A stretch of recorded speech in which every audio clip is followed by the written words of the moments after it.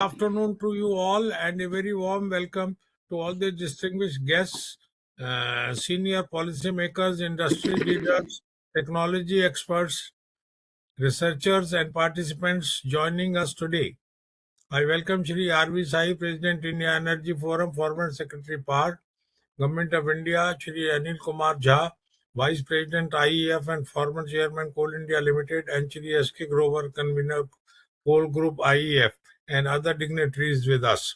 I welcome the eminent and distinguished speakers today, Shri Ashish Kumar, Director Business Development, Coal India Limited, Shri Naveen Elawat, President Sustainability and Decarbonization, Jindal Steel Limited, and Shri Prakash D. Chauhan, Senior Principal Scientist, Gasification and Catalysis Research Group, SIMFER. On behalf of India Energy Forum, it is my privilege to welcome you all to this important webinar on making coal green the gasification way. The theme of today's discussion is both timely and critical as India strives to balance the imperatives of this energy security, economic growth, and environmental sustainability. Coal has been and will continue to remain a cornerstone of India's energy system. It supports our power generation, industrial growth, and overall energy security. At the same time, India has committed itself to reducing emissions, improving efficiency, and transitioning towards cleaner and more sustainable energy pathways. The challenge before us is therefore not to move away abruptly from coal, but to transform it the way coal is utilized to make it more environmentally friendly. We cannot move away from coal for many decades to come, as this is the only indigenously available energy source which can cater to the rising energy needs of this country. We are already importing about 85% of our oil needs and all around 50% of our natural gas needs. India is running one of the largest and the most ambitious renewable capacity expansion program in the world. India has set a power target of achieving a capacity of 500 gigawatts of renewable power by the year 2030 and is well ahead in achieving this target before time. But this capacity addition or renewable power alone will not be sufficient to meet the future energy needs of the country. And as such, we have to depend on coal. India can use all the power it can generate, and this renewable program will only supplement the energy need of the country. Nuclear power too needs to be developed very fast. In this context, coal gasification emerges as a strategic and transformative solution. It enables the cleaner conversion of coal into syngas, which can be used for power generation, fertilizer, chemicals, methanol, hydrogen, and other value-added products. Gasification not only helps reduce environmental impact but also enhances resource efficiency and supports the development of new industrial value chains. From a policymaker perspective, coal gasification aligns strongly with the national priorities such as Atmanirbhar Bharat, Make in India, import substitution, and a just energy transition. It provides an opportunity to reduce dependence on imported fuels and feedstock while promoting indigenous technology development and domestic manufacturing. However, for gasification to scale up meaningfully, supply supportive policies, clear regulatory frameworks, and coordinated institutional efforts are essential. From an industry perspective, coal gasification represents both an opportunity and a challenge. While it offers long-term economic and environmental benefits, successful implementation requires careful technology selection, commercial viability, risk management, access to finance, and operational expertise. Collaboration among industry players, technology providers, financial institutions, and policymakers will be the key to overcoming these challenges. Ministry of Coal, Government of India has launched a coal gasification mission to promote coal gasification and achieve the goal by using the coal to 100 million tons of coal through coal gasification by the year 2030. A viability gap funding around rupees 8,500 crores has been announced by the Ministry of Coal for promotion of coal gasification projects. Projects for the above incentive scheme have already been finalized and are under implementation.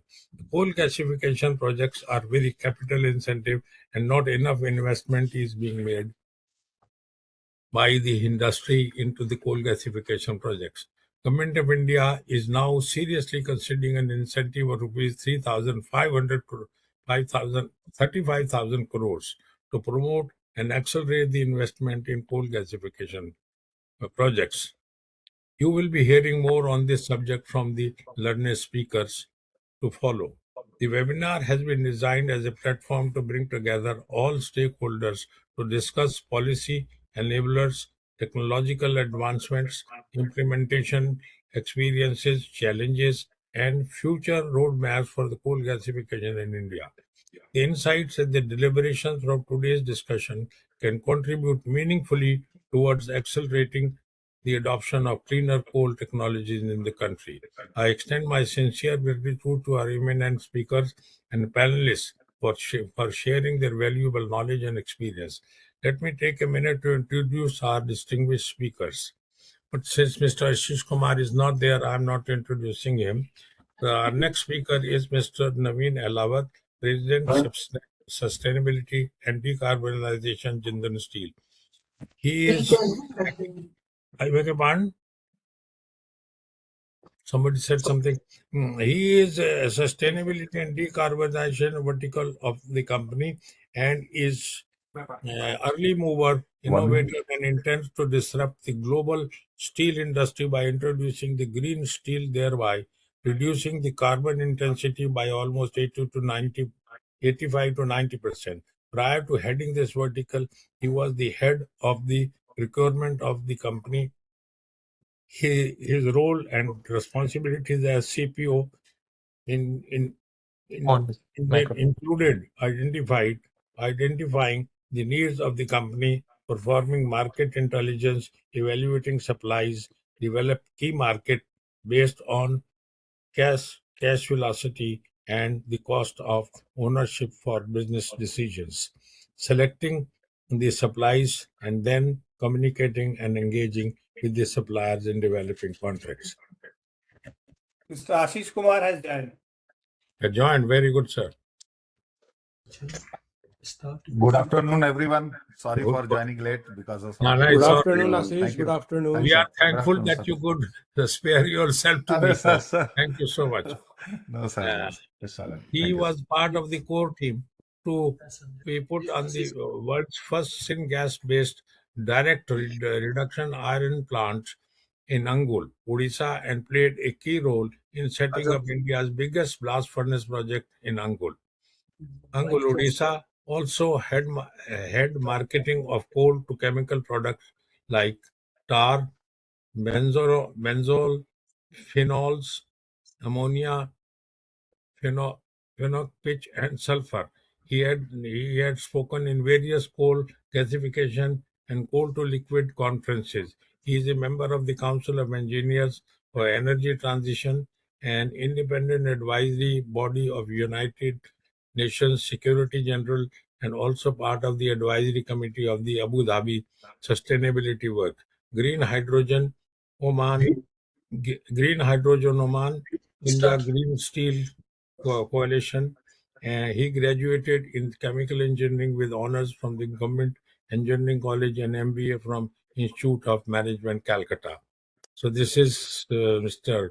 Lava to you. I will introduce Mr. Prakash Chavanji later, but in the meantime, I will request our Vice President, Shri Anil Jhaji, to give his remarks. Shri Jha, please. Thank you very much, Gautam Sahab. You have made my work very easy because whatever I was supposed to say, I have already explained everything. Thank you very much. A very pleasant good afternoon to all of my seniors, my colleagues, my friends who are joining this very apt and timely webinar on clean use of gas through gasification route. As you are all aware that as far as India is concerned, there is no alternative or there is no wherewithal but to depend on coal, in spite of the fact that in developed country coal is considered to be a dirty fuel. We don't have any option. If our entire population is to be provided with the quality energy, then we will have to depend on some more time as far as coal is concerned. So we have to see, we have to observe how coal can be used more cleanly. In that respect, you are all aware that our country is writing a very ambitious energy chapter in human history. Our country is trying to balance the energy trilogy of energy security, affordability, and sustainability to provide quality energy to its 1.4 billion population. I am very happy to inform that on 9th of January 2026, I was invited by the Stanford University at Hoover Energy Center to deliver a speech on India energy scenario and interact with the faculty and students of that energy center as far as India energy scenario is concerned. You will be very happy to note at that gathering also, at that gathering also, coal gasification came up as an issue. Metro station And it से was 10 very minute की walking at that forum also, coal gasification was came up, and there was a thorough discussion, and it was a matter of happiness and pride to me to inform the gathering that India has a very ambitious plan as far as coal gasification is concerned, and by 2030, India is going to gasify, at least there is a plan to gasify 100 million tons of coal. Since this gathering is very much aware that at present the total installed capacity of electricity is around 500 gigawatt, out of that 50% is thermal and 50% is from renewable. And it is also I am very happy to know that in coming time, in the world energy scenario, only India is going to contribute 25% of the incremental energy requirement. And India doesn't have any alternative but to depend on coal as far as base electricity is concerned, as far as sustainable electricity is concerned. In this context, coal gasification is going to play a very major role if from coal gasification we can produce electricity at a less polluting environment. As far as the process is concerned, today we have three eminent speakers. Dr. Ashish Kumar, who is the Business Director of Business Development in Coal India Limited. You are all aware that Coal India Limited, BHEL, Gas Authority of India Limited, and few other public sectors are taking very active part in commissioning of coal gasification project. As you know that coal gasification projects are very capital intensive. And in this context, a very good work is being done by Coal India. And I am very sure with the experience of Dr. Ashish Kumar, country will see some very good app technology in coal gasification project.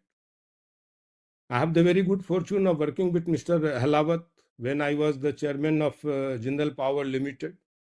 In whole of the country, JSPL has got the only coal gasification plant, and Mr. Halawat is a very experienced person as far as gasification route is concerned, and he will be very, very good to let us know about what is the present technological advancement in coal gasification and how it could be further enhanced.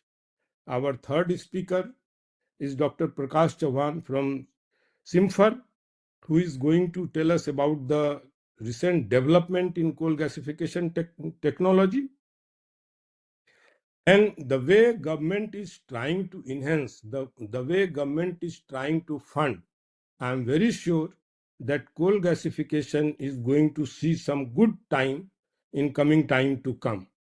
I will not take much of the time, and I would request that you should listen to the speakers, and at the end you are free to ask any questions. So without taking any further time, I would request Mr. N.N. Gautam to start the proceedings by inviting the speakers. Thank you very much. Mr. Gautam, please. Gautam साहब लगता है Okay. Can you hear me now? Yes, I can hear you. Yes. So now the next item on the agenda is the presidential address by Shri R.V. Sai, President India Energy Forum and former Secretary, Ministry of Power. So, Mr. Sai, please.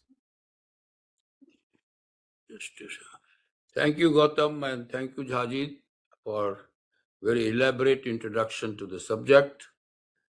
In fact, we have had a number of programs on coal, and also we had a few programs on coal gasification itself in the last 4 years or so.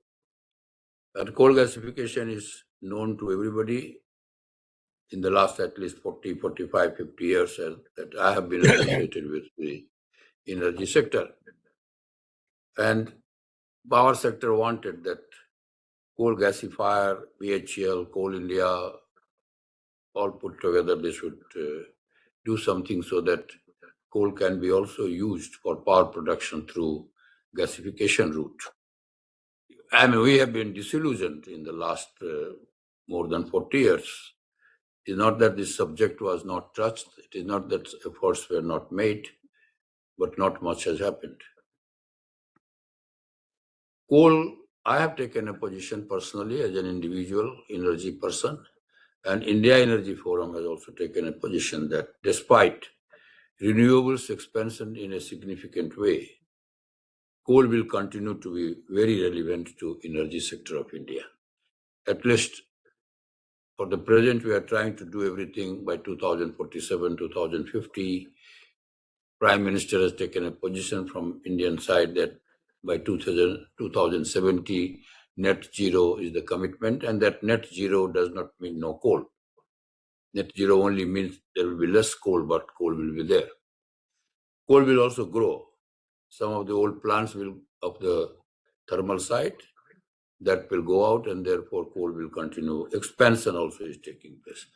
Only in the recent months, you might have heard that despite every expectation that people used to have, many of our renewables people and others, Government of India has decided to further expand the number of power stations, set up new power stations from the coal-based. So there is a scenario. So far as the energy sector or power sector is concerned, we have welcomed this, and then with the resources and reserves that we have in India, I think we have no alternative than to do this. But then this subject that we are discussing, that subject has been somewhat not very satisfactorily dealt with. Absolutely not dealt with. Not dealt with at the research angle, not dealt with at the practical angle, not dealt with by the industry, not in particular, not dealt with properly by Coal India, also by Coal Ministry. I have on the public domain now, the minutes of the meeting of Niti Aayog. This was discussed only in November 25.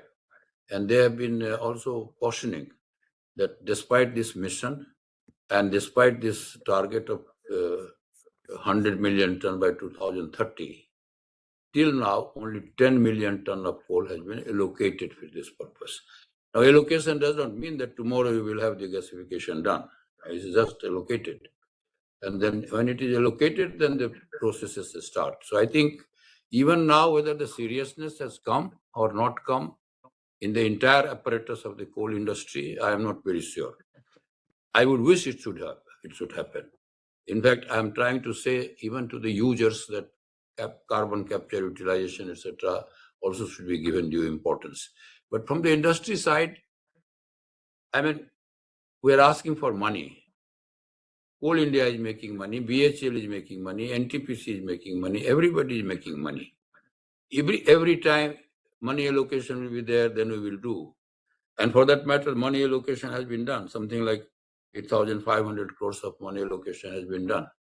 But whether there is proper commitment on the people who are running this business to allow this to happen, that is a question mark. This is not a criticism of Coal India or for that matter of anybody. But there is a question mark whether there is a wholehearted support to this exercise. I have seen another exercise that has been completely abolished. That was the coal washery. And everybody was happy coal washery policy has been abolished. That was also a clean coal technology. So I think we have coal people here, but very frankly and candidly, I am saying that this 2030, 100 million ton, a similar 100 million ton somehow is a very loving figure for coal industry. They said 100 million ton of coal washery, that is still eluding us. It is not happening. 100 million ton of gasification, again, that is target is there. I think let us frankly evaluate this, and today's discussion should not be on any other issue than where we are actually and why it is not happening.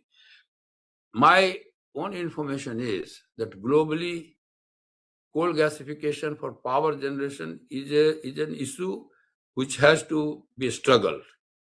Coal gasification for other chemical products and other things, of course, but even that we are not doing. So long as we are going to gasify coal and use it even for other products, to that extent our energy use becomes more benign and better. But as power person, many people will hope and will believe that something needs to be done. Nobody else will solve this problem. Only two countries today are using coal in an extensive manner. One is China, another is India. Rest of the people are on a different track. And therefore, if we did not do our job, I am told that coal gasification projects in China is a success. We will also like to know from the people who are dealing with this subject, and today they will educate us, enlighten us on that. How is it that it has succeeded there, and how is it that it is not? Firstly, has it succeeded there? There is a perception of whether it is true. And if it has succeeded, why is it that in our case it is not succeeding? So I think these are some of the issues that we should today deliberate and see, and if something can be recommended, very frankly. I'm saying that this is a subject which has been a little frustrating for people to be knowing about it for the last 45, 50 years, but not doing much about it. So with that, I request the proceedings to move forward, and I will be very keen to listen to the conclusion, and then from India Energy Forum, definitely we will make recommendations on what needs to be done. Thank you. Thank you, sir. Mr. Ashish Kumar has made a request that he has got a coming board meeting, and therefore he would like to speak first and get away. After that, Mr. Naveen Elawat is also in a hurry, so he'll be number two. Will that be all right? So I request Mr. Ashish Kumar to please come in. Should I allow him to speak or introduce him? Of course, he is the director in Coal India of Business Development recently, and he was also in the policy making position of advisor in the Ministry of Coal. So he's a very experienced and knowledgeable person. So I think he is well known. Therefore, I'll not go for his formal introduction, and I'll request him to come straight away because he himself is in a hurry. So, Mr. Ashish Kumar, please. Good afternoon, sir. Thank you, sir, for inviting me to speak in front of this August gathering. First, I would like to thank Mr. A.K. Jha, my senior is there, Gautam Saab, Naveen Elawat Saab, with whom we worked through ministry. Jiddal, he is working very good. Mr. Shahi and other distinguished members of the Indian Energy Forum. So first of all, thanks to everybody. The thing, as I was hearing Mr. Shahi, he has rightly pointed out that nothing has come on ground on the coal gasification. So, whereas we were knowing this technology since last 50 years. Sir, under your guidance and everybody's guidance, and as the ministry was working since 2015 on coal gasification, It's right that nothing is visible right now, but soon it will be visible on ground. And Jindal has rightly shown the country the path on which the country is now trying to move forward. And Coal India has taken the task, and we are working on it. Uh, you all will be happy to note that our first plant, which is coming up in Odisha, Lakhanpur, along with BHEL, has got the EC last month.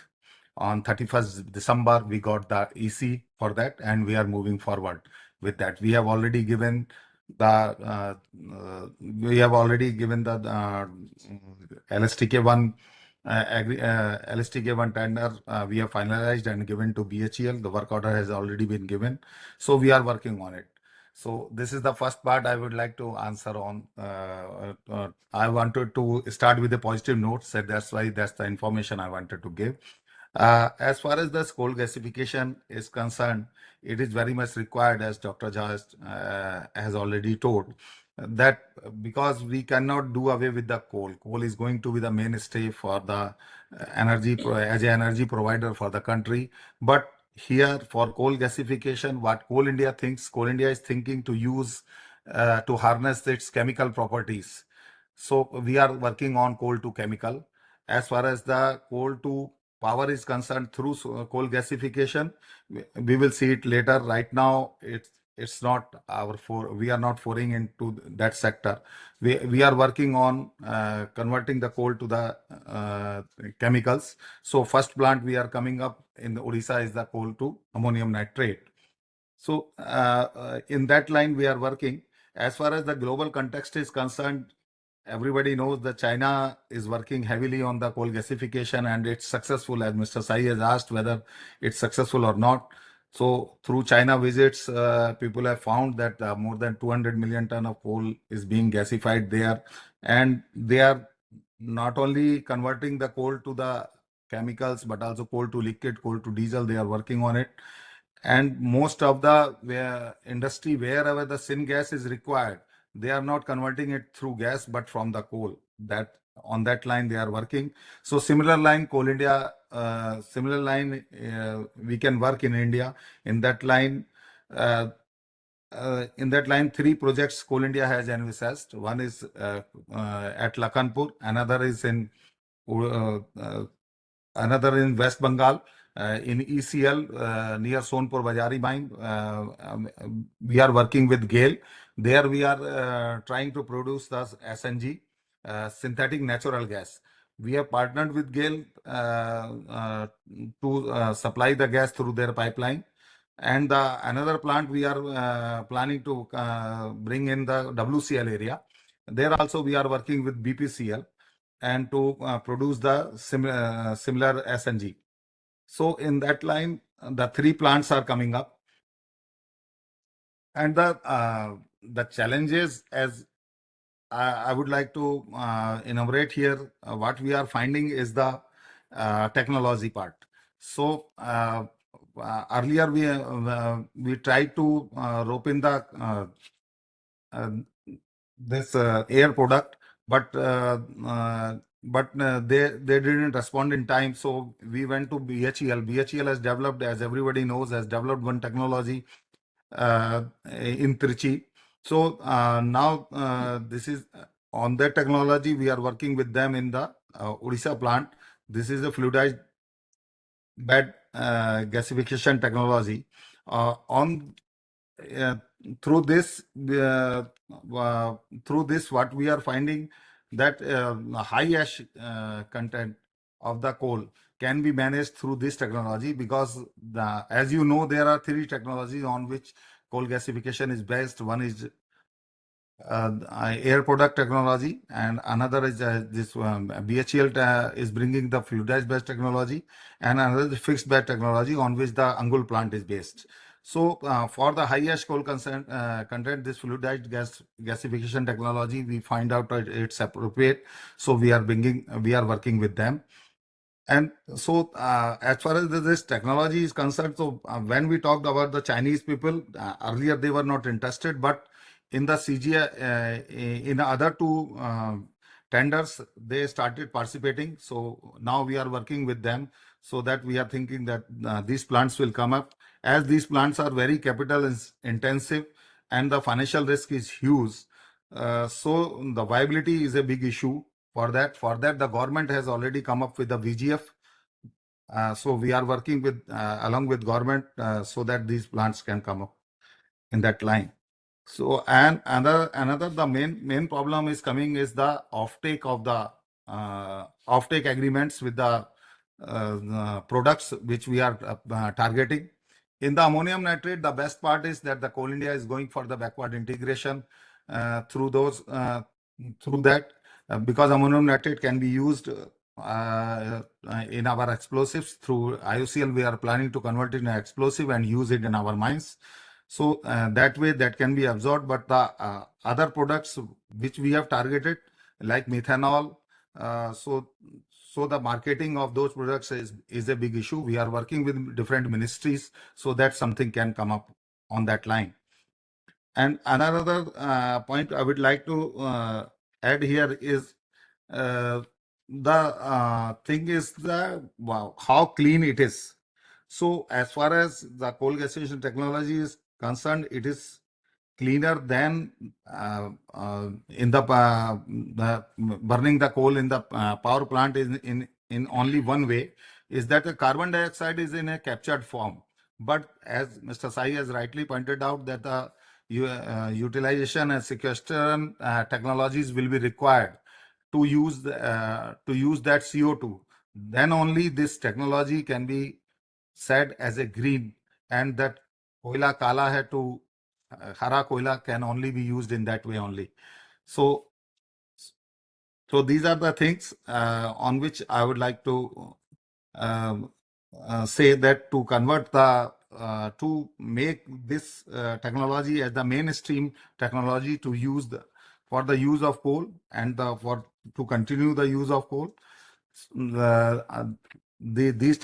will have to work hard on these technologies, and Coal India is committed to that. With that line, I would like to close my address because I have to leave just now. Sorry for that, and thanks a lot. So at last, I would like to say coal is not a problem the way we use it, but after embracing the gasification, we can ensure that the coal will continue to be used. Thank you, sir. Thanks, everyone. No, I have a question to you. Has Coal India set up a subsidiary to coal gasification?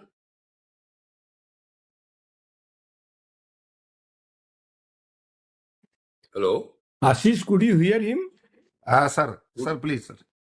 No, I was asking. Sir, Coal India has, yes, sir, Coal India has made a joint venture, a JV with BHEL.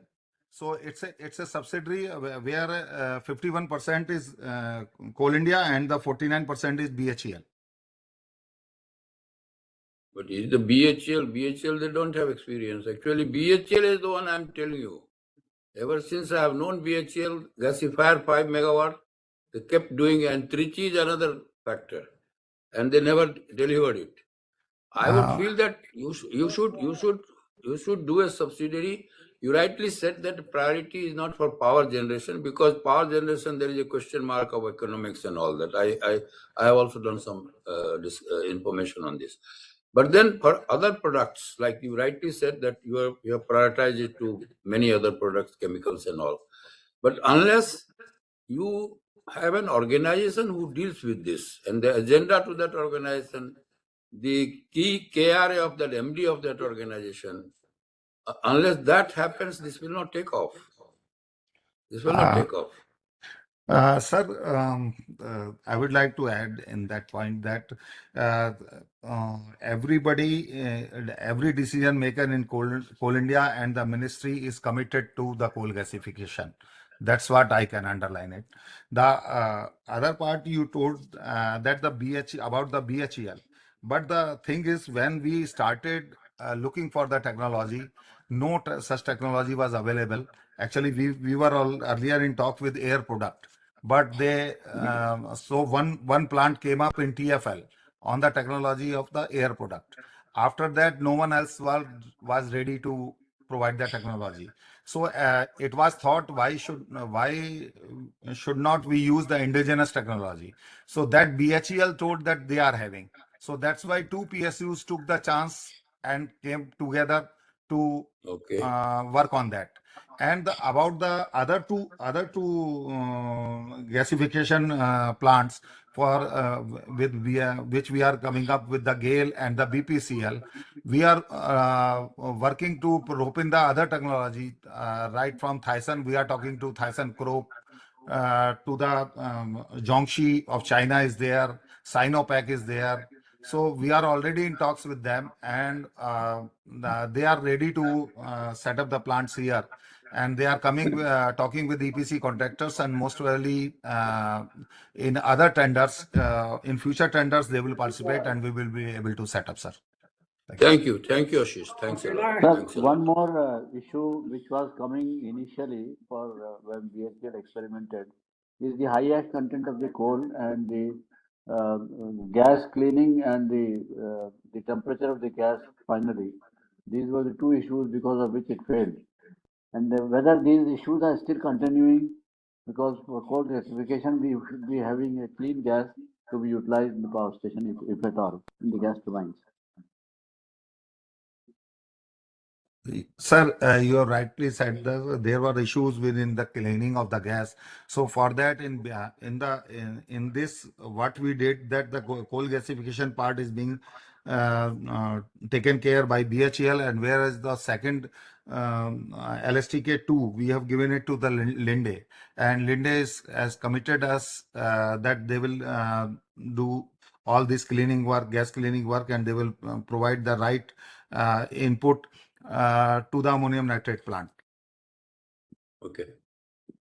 So can I say Thank something, you. sir? Sure, sir. Please, sir. Right, sir. We already have, I think, Coal India, GAIL, NFL. You already have a joint venture plan for the 3,800 tons per day of fertilizer, urea plant. Now the technology used in that plant is Wuhan engineering.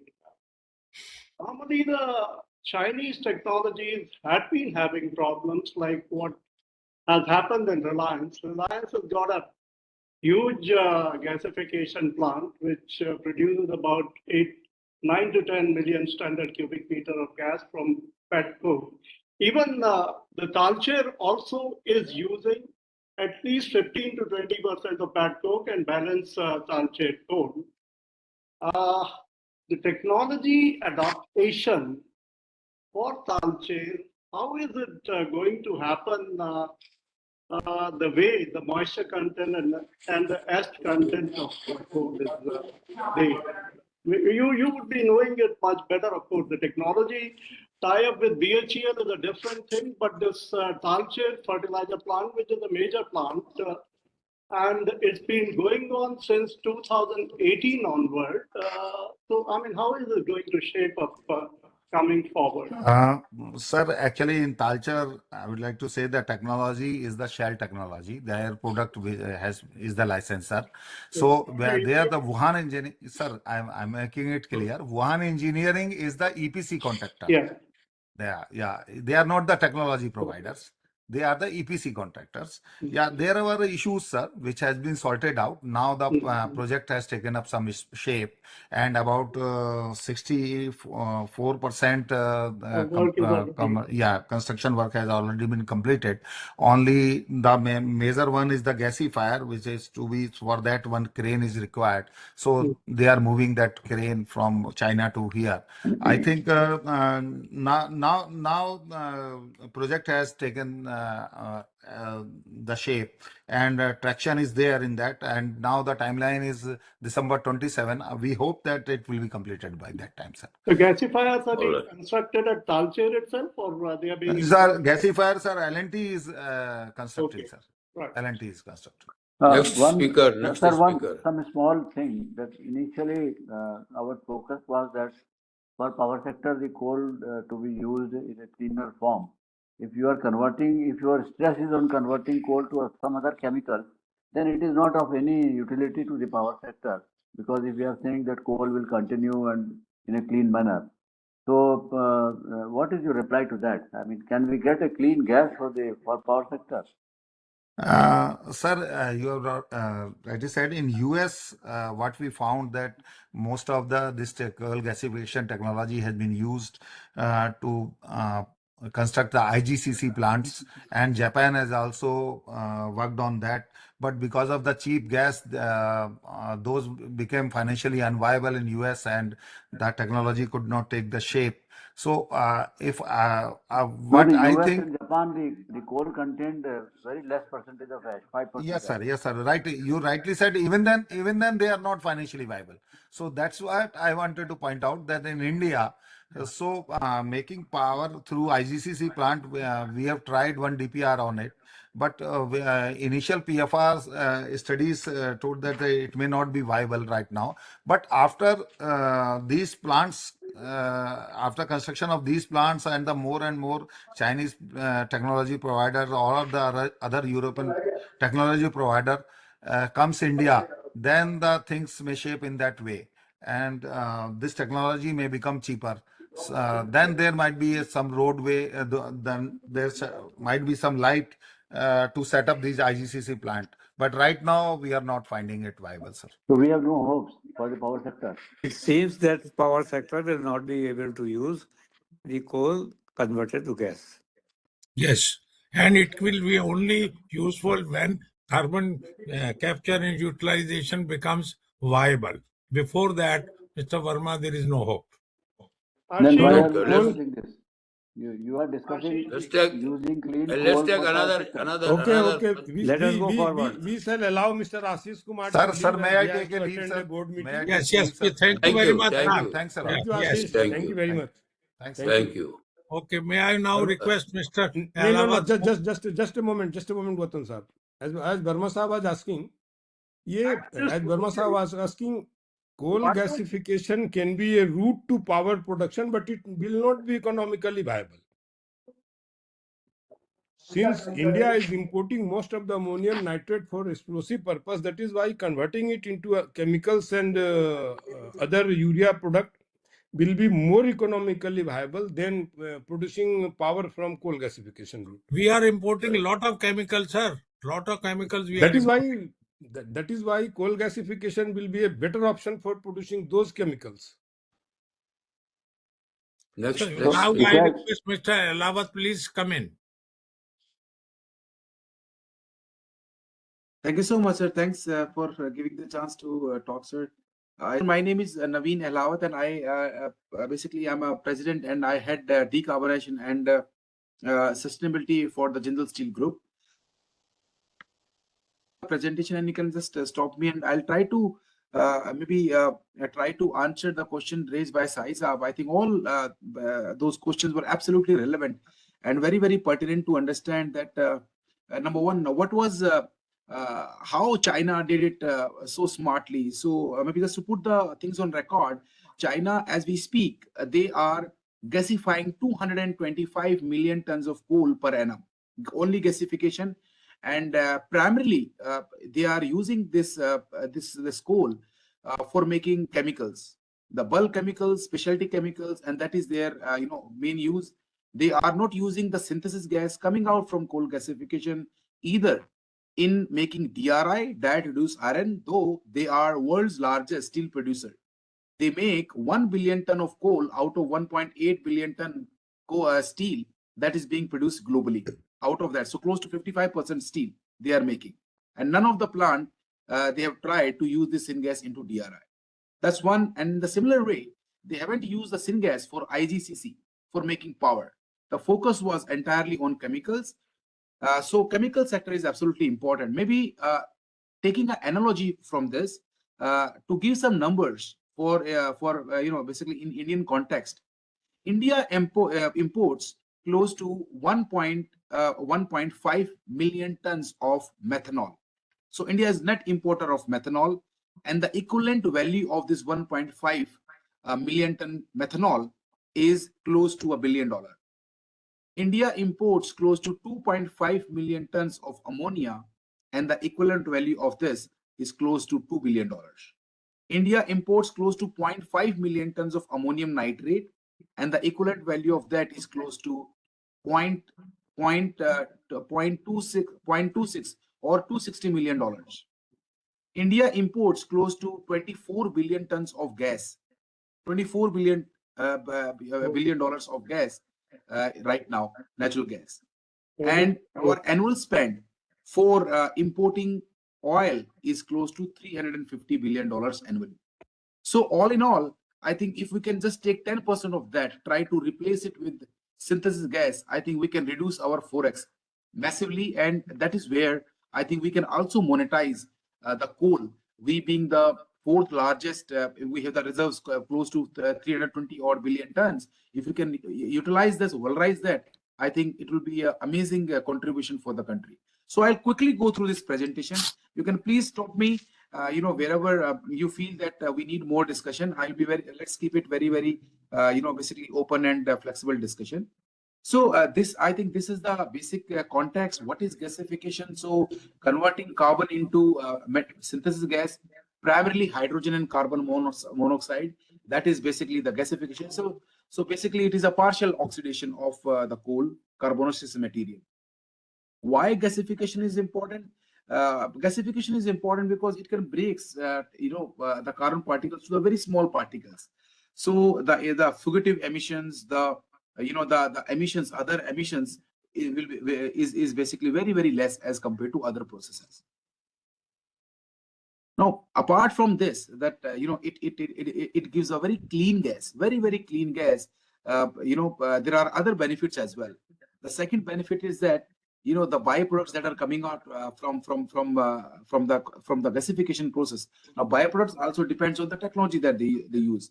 We have fixed bed dry bottom, and this technology basically was primarily being used in South Africa when there was a basically oil deficit there. So the government of South Africa then thought that why not to monetize the available coal reserves in South Africa and to try to reduce the import of the oil. And that is how the coal gasification started in a place called Secunda, which is like close to 250 odd kilometers north of Johannesburg, the capital of South Africa. So there they run, as we speak, close to 90 gasifiers in a row.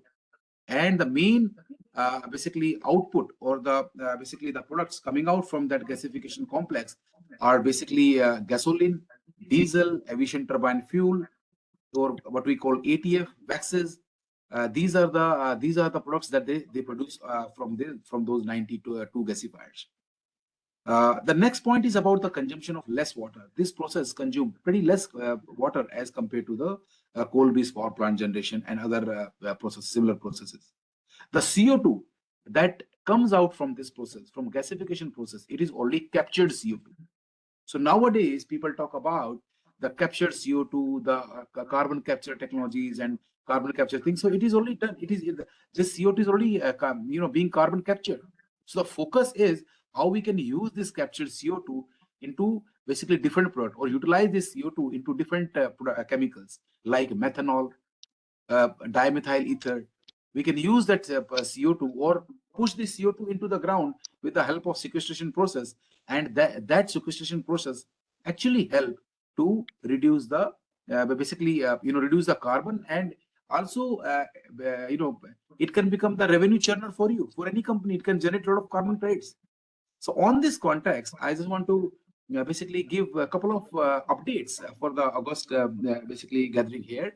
First, we are in Angul, Odisha, putting up, or we have conceptualized world's largest CCU valley, carbon capture utilization valley. And the idea of this concept is very simple. We ask the companies that please come to our Angul plant. We will give you over the fence captured CO2, and we give you land, we give you utilities, you can make chemicals, we can deliver you over the fence captured CO2. And I'm pleased to inform you that more than 7 to 8 companies globally, they approached us and they said it is a very good concept where you monetize your captured CO2, and it help us to accelerate the overall project deployment, because we don't have to scout for land, because that is also a tedious process.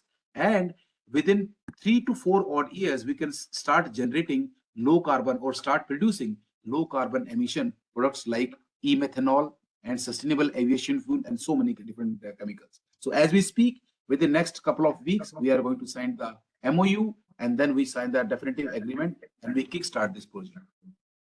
So the next point basically about gasification is, as I already told, about capturing CO2. So this is absolutely, and the capturing CO2, the cost of carbon capture from this process is almost 1/3 or 1/4 as compared to carbon capturing plant on a standalone basis. So to put this statement into numbers, if we put a carbon capturing plant on a standalone basis, it will cost us close to $50 per ton of CO2. So it means that if I capture 1 ton of CO2, it will cost me $50, which is equivalent to 4.5 to 5 rupees per kilo. Versus if the carbon capture, the captured CO2 that's come out basically from the gasification plant only cost us close to $15 to $20. So almost half to almost 1/3. In the physical absorption process, in the rectisol process, where we clean the crude or raw synthesis gas, there the cost of carbon capture is sub 10. So close to $9 per ton of CO2. So all these things really help to monetize this CO2. And we have just done a back of the envelope calculation. Annually, it can support us. It can improve our bottom line by close to 350 odd crores. So this was another question asked by Saisa, that what are the possible avenues of this syngas? So apart from making iron reduction or for or to make direct reduced iron or sponge iron, we can use this gas for hydrogen generation. From hydrogen we can make ammonia. From ammonia we can make urea. From syngas we can make methanol. From methanol to methyl acetate to acetic anhydride. From methanol we can also make dimethyl ether, which actually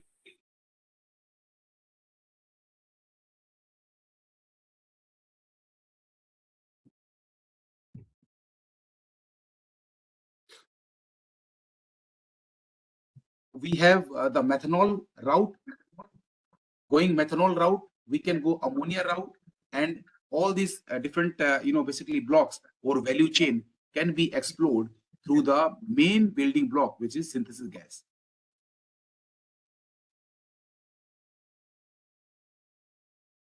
Now, why there is an interest in coal gasification? I've already spoken about this. Skyrocketed energy prices, and there is a Swadeshi coal. Our Swadeshi coal is available, and only because of now, Honorable Prime Minister has also given his endorsement, and there was a basically a editorial published by him a couple of days back, where he clearly said that coal is our next goal. And coal is definitely our goal. So rather, as we move forward in next 4-5 years or 10 years, as we move forward, more and more stringent, environmental obligations or basically obligation plus the requirement from the customer are going to go stricter and stricter. So it is, we as a country, it makes a lot of sense that we should valorize this coal which is available for us. And it is only because of that we navigated the COVID and the tough times very well as compared to the Western world, where they have totally abandoned the coal and they suffered hugely, which has taken them, basically taken to almost to a crisis, financial crisis. Next part is about the coking coal. Coking coal is a very important building block for us in steel value chain, and India imports close to 85% of coking coal. So the idea why we started as a company to use coal, Swadeshi coal, to make syngas was exactly this, that India imports 85% of the coking coal, and when we have the coal reserve, when we have the Swadeshi coal available, why to unnecessary get into or dance as per the whims and fancies of the top 3-4 companies who supply this coking coal? Idea is to become Atmanirbhar. That was the basic fundamental principle on which we started this project way back in 2006-07. Coal gasification success stories started in South Africa and China. And Sai Saab asked that what was it? Why China was so successful in really picking up or accelerating or amplifying this coal gasification, and India was not able to do it. I think, sir, one of the couple of reasons were responsible for this. First, China, being an autocratic country, they take the decision overnight. They are not dependent on so many tenders and tender coming out. What they initially started, that let us explore the top 10 gasification technologies, and absolutely agnostic. They did not spend so much of hours of analysis paralysis in trying to understand entrained gasification is good and fixed bed dry bottom is bad, or fixed bed dry bottom is good and fluidized bed is better, and vice versa. They said, let us bring all the technologies, let us put the gasifiers. The initial experience was that let us give a license fee to all these Western companies, put the first plant, and after that, we are going to master this technology. We are going to do the reverse engineering. And then the second point that they did, sir, is that they had the academia industry relationship. All the industries, all the companies, private companies or public companies, they had a very strong academic R&D tie-up with all the universities. And all these universities, they developed all these technologies in-house, did the reverse engineering, and they developed all these technologies in-house. And the main purpose of developing this, these technology in-house was, number one, to reduce their dependency on Western powers, and the second part, how we can reduce the cost of deployment of these projects, because coal gasification projects are highly capital capex intensive project, and that was their endeavor, that how we can reduce the cost, how we can fabricate the gasifier locally, how we can make the great gearbox, the ash lock, the coal lock, heat exchangers, and all the downstream balance of plant locally to reduce the overall cost of power. So these were the main things are why they. The third point, why what they really did, which is not really happening, is here in India, is that they give the starting concession for the initial few projects, the land concession, the tax deferment, import duty they waived off, and these were the few things that they did. And then after 70-80 gasifiers came, then now all the gasification plants there, they don't require any support from the government. I just met these guys in Prague last year in Czech Republic. I was talking to Sinfuel China people and other guys. They said, no, now there is no support, the single price support.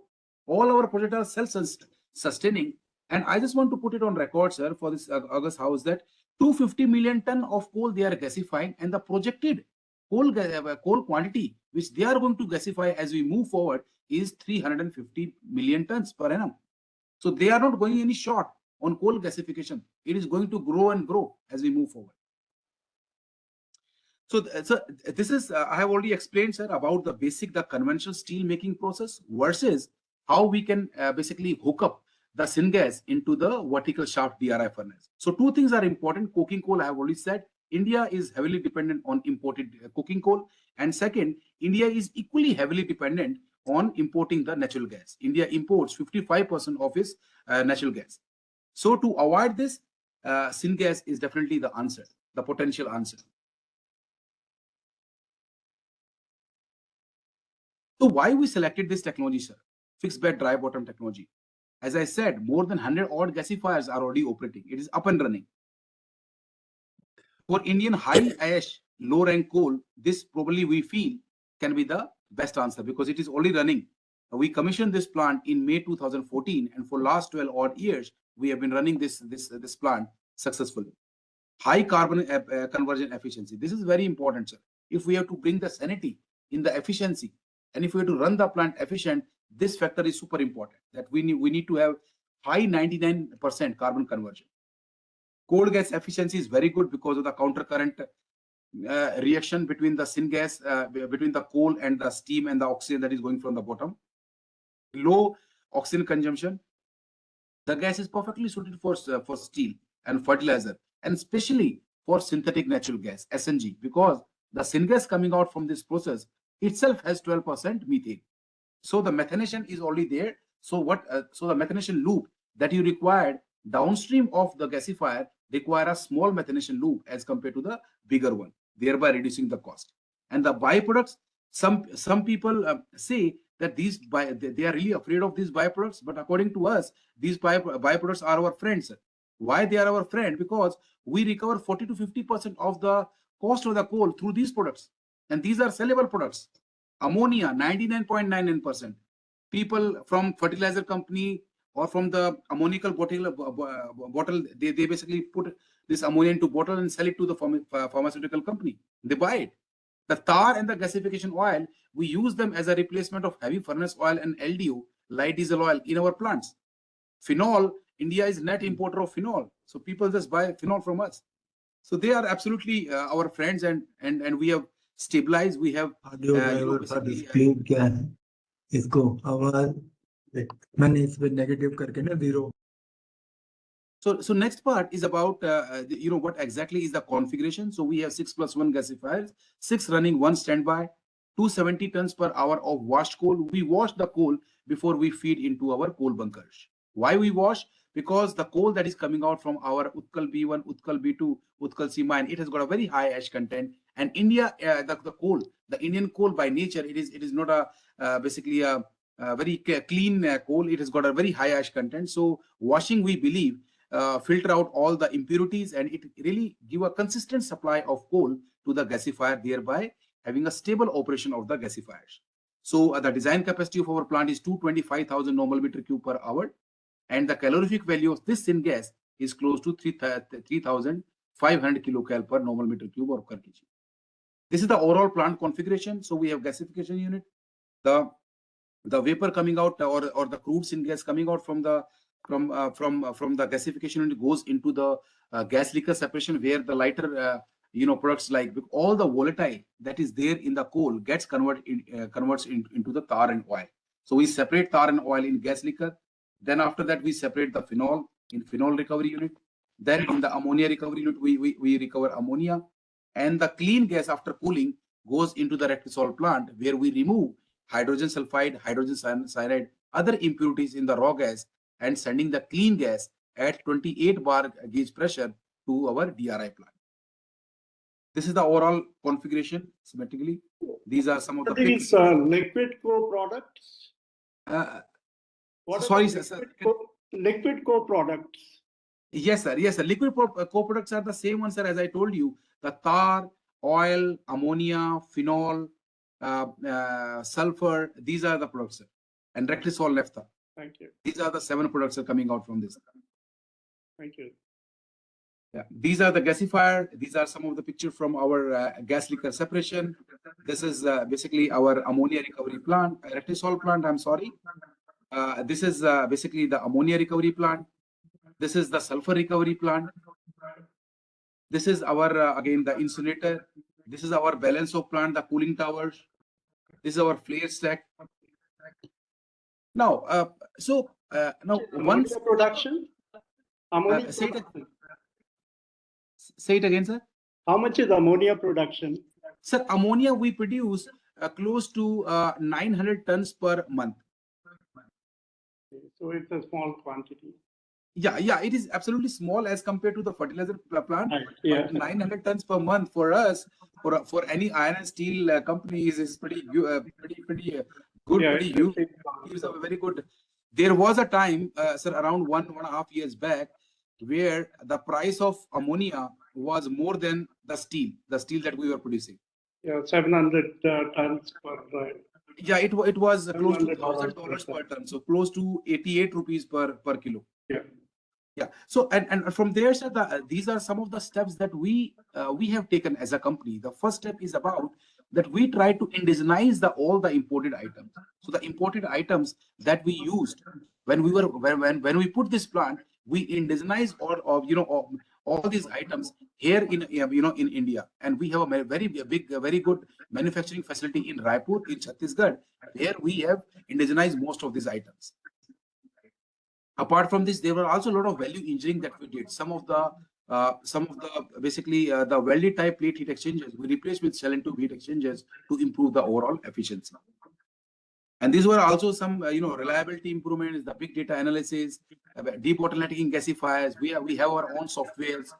Now I'm also proud to inform the August audience is that we have also taken this technology from Air Liquide. So as we speak, the fixed bed dry bottom, we are the proud owners of fixed bed dry bottom technology. We can also license it to all the potential companies in India and outside India and globally. Because of that, we have a very good team of engineers, and we have got softwares where we can give the basic engineering package and process data packages. And these are some of the things that we are doing. One of the example I have already said about the carbon capturing, the CO2 capturing. Apart from this, we are exploring how we can use this thing to make methanol or low carbon emission methanol.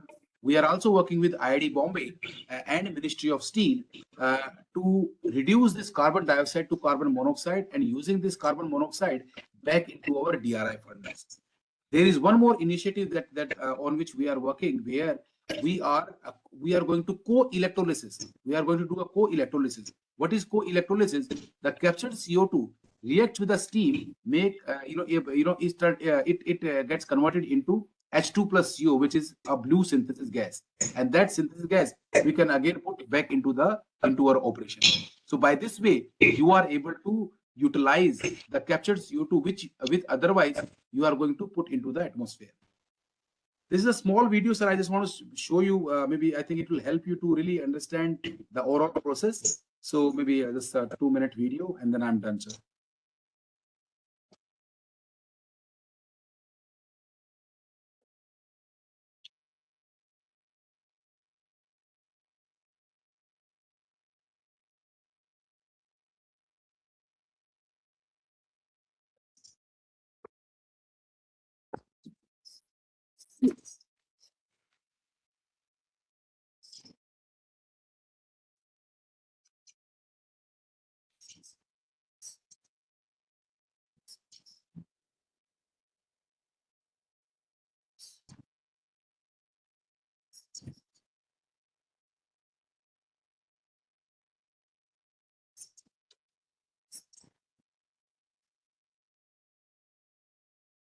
What is the reduction temperature?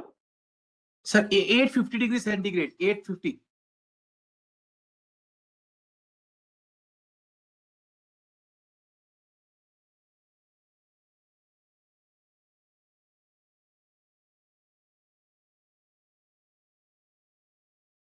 Your ore is hematite. Yes, sir.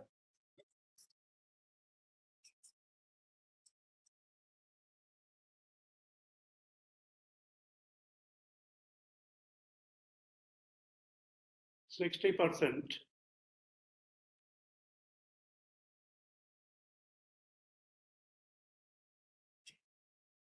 So this is from my side, sir. Thank you so much, and happy to take any questions if any, sir. So, can I ask a question? Sure, sir. Please. Amgol is based on Lurgi gasifiers, and certainly, I mean, Lurgi gasifiers are the time-tested technology. They have been working for 5 decades, more than 5 decades. Now, you would know it, having a great experience in this, the difference between Lurgi gasifiers and the Chinese gasifiers. So that's which are the better efficiency. The second is that hydrogen production through coal SMR with water shift in ammonia plants, how is that going to be compatible with the same gasification route? So great, sir. So let me first take your first question, sir, about the efficiency. I think, sir, since China, they don't have any technology, as I told you. See, if you talk about specific Chinese technologies, there are none. Okay. All these technologies you talk about, Lurgi, it was initially basically developed by Germans during the Second World War. Yeah. Actually, immediately during the Second World War. So Lurgi is a German technology. Then the shell technology is from US, and the other technology G, it is again from US. So Chinese just copied. So Chinese have got basically different technologies, basically aggregation of all these technologies. Now, if we talk about the fixed bed dry bottom technology that we use, we believe because of the maturity of this technology, it is easy to run. The risk is pretty low. See, you talk about, I think Sai Saab and someone I think mentioned about that Reliance struggled during the initial few years, and it is not about struggling about 3-4 months. Yeah, Reliance being Reliance, it was only Reliance could have turned around this thing. Had there been any other company, the company would have gone bust. The company would have gone to NCLT. Right. There was all the gasification expert across the globe. They visited Jamuna during that time. But does petcoke blending helps? Because now Reliance is blending a lot of petcoke with, of course, they are importing coal also, a good quality coal. So does that help? So Sharma sir, maybe just to give you the context, Reliance actually the project was to gasify petcoke, not to gasify coal. Yeah. So the initial, the initial concept developed by Reliance is that they will use 90% petcoke, which actually is a byproduct coming out from their delayed coker plant from refineries. That was it is about the bottom to barrel approach. That is what they said. So 90% petcoke, 10% coal. Yeah. But now the composition has changed significantly. Now they use 60 to 70% of basically petcoke and 30 to 40% coal because of so many optimization that they did. Answering your second question about blending of petcoke, see, the blending of petcoke can be done if you want to add 6-7% of petcoke along with our coal. It is okay, but petcoke, your gasifier has to be designed with petcoke. It is not about mixing petcoke. Okay. Petcoke, there are 2-3 things which doesn't go well with petcoke. Number one, it is highly abrasive, very, very soft. It gets, a lot of fine generation happens because of this, right? That is one. Second, it has got very high sulfur content, 7 to 8% sulfur. Yeah, that's right. So that comes in form of sulfur dioxide or sulfur. Yeah. So because of that, because coal for us, where we operate the gasifier in Angul, coal is like 20 odd kilometer from our plant. So we bring the coal by coal conveyors and directly take into our washery, wash it and put into our gasifiers. This coal SMR for hydrogen production, for ammonia production. So how, Yes, sir. how does that work compared to the gasification?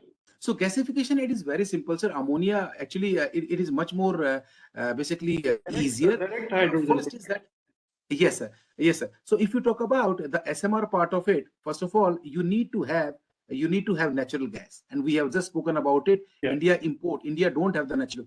55% of the gas, it is coming from we are importing it.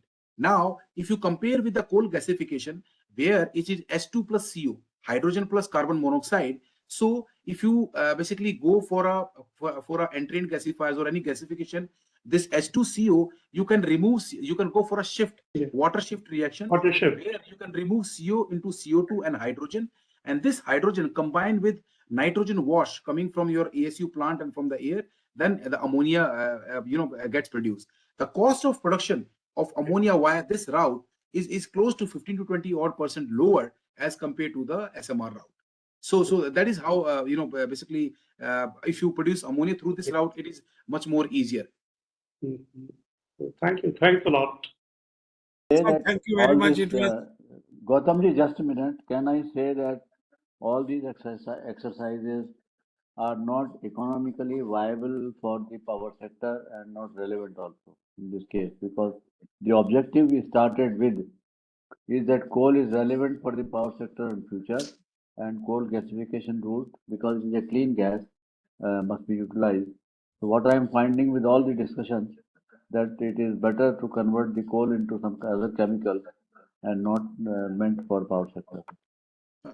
yes. No, but Barmaji, we are India. Barmaji, we are India Energy No, Forum. that's not. No, he has rightly answered that we are importing a lot of these chemical products. We are importing coking coal. So long as we are able to do something with the coal, that it produces products which are relevant for us, whether it is in power generation or it is in chemical industry or in any other industry, and it substitutes the import. That is great. So our focus never is only on power generation. Let us understand that. So we Our started focus with has to be. Not only that, we are also producing. No, we never energy, started. No, basically don't. gas. That is a mistake. If you started that coal can be used only for power production, that is a wrong thing. No, I'm not saying that. Why coal? We said that coal will continue to be in the power sector for long. Yeah, that is correct. That is correct. Coal will continue to be in the power sector. But we are talking of gasification, whether now this is established world over that for power, in China they have been able to do, because China volume is more, but I have done some literature survey on that. really for power generation, gasification is not normally used in most cases. It's Okay. all right. When technology further improves, let us wait for that. But so far as this discussion and this gasification is concerned, that is relevant for energy sector. We are energy. We are India Energy Forum. We are discussing all aspects of energy. Energy is being used. Yes. Sir, So there is long as one more. Okay. There is Okay, one okay. more Yeah. thing I would like to add, that for the power sector, from the environmental angle, unless the coal capture and the CO2 capture and utilization becomes viable, then the environmental angle for the power sector will come. So we are struggling with it, and already, as Mr. Elawat said, that capture of carbon dioxide being monetizing it also is now showing a way again. It is double purpose. CO2 will be used, taken out from the syngas, will not go into the atmosphere, and will also give you chemicals. So it will be a double advantage. The more viability comes, then finally power sector will come only when viability comes. Nobody is going to produce power from gasification route through this. Yeah, that point was also made, that even this gasification you can have for power sector. But as of today, Mr. Jha also made that for power sector, it will not be economical. Just as today gas is not economical. If you are importing gas, 25,000 megawatt, we are hardly using 1/3 of that capacity because gas cost is high. I think power sector has options on economics. But as rightly said, I have co-shared a book. I have written a book on carbon capture utilization. Power sector also has been lazy. Carbon capture utilization has not been really given. See, any new thing has not been given even by power sector, also by coal sector. Both these have moved in a very usual manner. I will not only blame and manufacturing sector. So these trio, BHEL, Coal India, NTPC, trio, all of us have moved in a very lazy manner. Very The lazy manner. holistic approach admit that. to decide Shall on we the go? technology we Okay, adopt let's go to has the been next.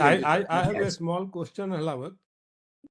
Sir, The carbon which we capture and the chemicals which we produce from that captured carbon, will not the revenue generated from selling of the chemicals produced from this captured carbon will be more than the cost of capturing the carbon?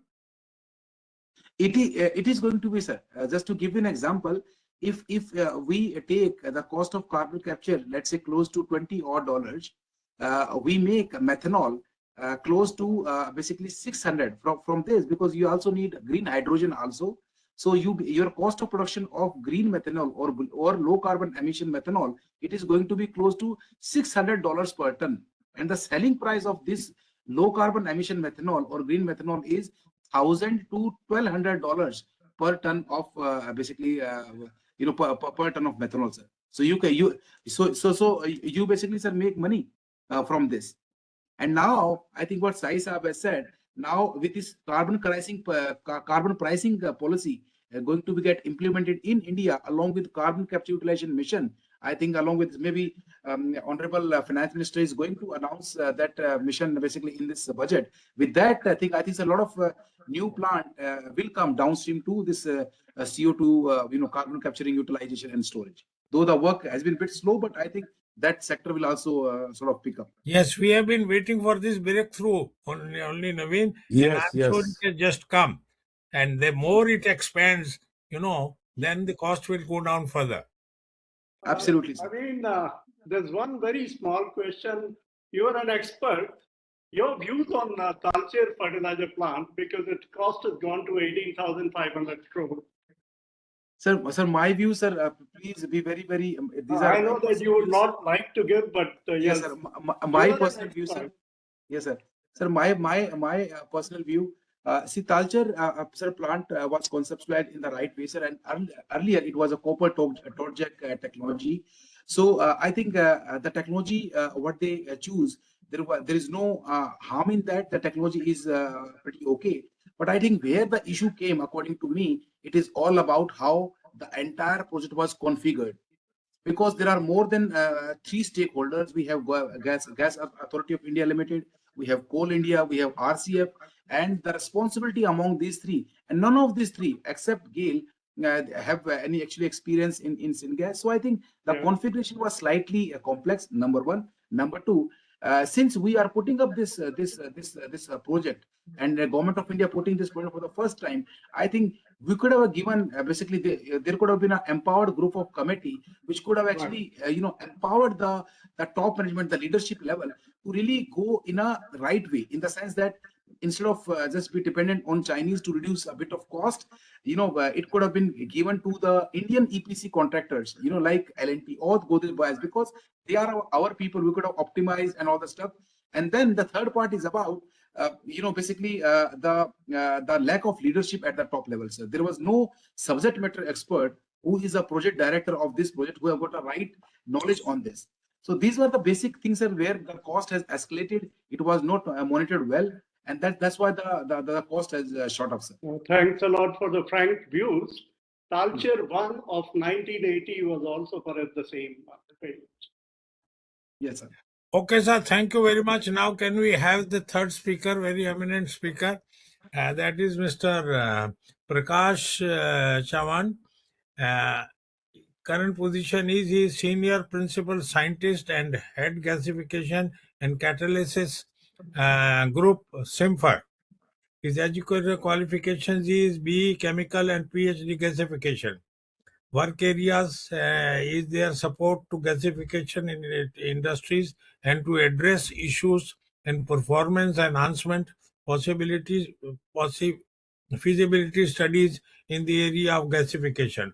Major contributions are he has been representing SIMFER in the methanol economy task force, technical expert committee for Talcher Fertilizer Limited. Maybe he can also give little bit advice and insight into the whole issue. Technical Standing Group for Indian Coal Gasification, NITI Ayog, and Nodal Institution for Resources Group for Gasification for Ministry of Coal. He has number of publications, 25 papers, conference meetings 17, invited lectures 8, and books 2. He has headed many important R&D projects, and he has got lot of honors. He represents SIMFER as a member organization of Niti Aayog, Methanol Economy Task Force, member of the Technical Expert Committee for TFL, member of Technical Standing Group for National Coal Gasification Mission for Niti Aayog, and coordinator for Ministry of Coal Resource Group. So these are a very, very eminent scientist, and I will request Mr. Chavan to please make his presentation. Thank you very much. Thank you, sir. Thank you very much. Thank you. Sir, we have listened 2-3 speakers earlier, and as such, our goal, our objectives, targets are very much clear. But since last at least 1 decade, we are struggling, I will say, to implement the gasification to fulfill our requirements. And we feel that the reason behind slow implementation is still, I will say, lack of confidence on the suitable technologies, feasibility related issues, and lack of sufficient experience, I will say sufficient experience dealing with Indian coal in the particular gasifier, except JSPL's experience. Because our earlier experience was not that much attractive, which was related to fertilizer sector, again through using certain imported technologies. I am talking about FCI experience. Now coming to the key requirements of the gasification, most important aspect is thorough understanding of the feedstock in relevance with gasification. Vis-a-vis suitable gasification technologies, along with upstream modules like if washing is required for particular technology, to make the feedstock suitable for the particular gasifier, as well as downstream technologies to make the generated syngas suitable for downstream targeted application. And these particular suitable gasifier identification or its operation successful SOP, or I will say operational philosophy, because standard operating procedure will not be there. It will be linked with the characteristics of the feedstock. So we can call it as a operational philosophy. And both these aspects, suitable gasifier identification, along with upstream downstream modules, and operational philosophy, is directly linked with the understanding of the feedstock. So these three aspects makes gasification successful. This is very basic requirement.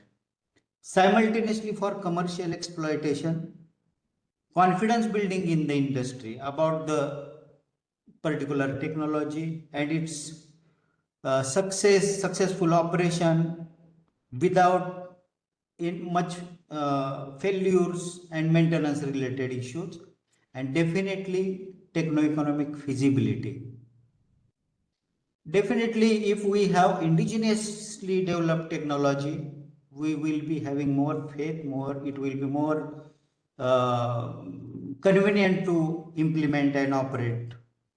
And definitely, whatever products we generate, suitable market potential for that. These are the very basic requirements to implement gasification commercially with attractive market potential. We are quite aware about the surface gasification technologies and their features. I am skipping this part, even available technologies also. Now coming to these important aspects, understanding of the feedstock and what options really we have to exploit Indian resources.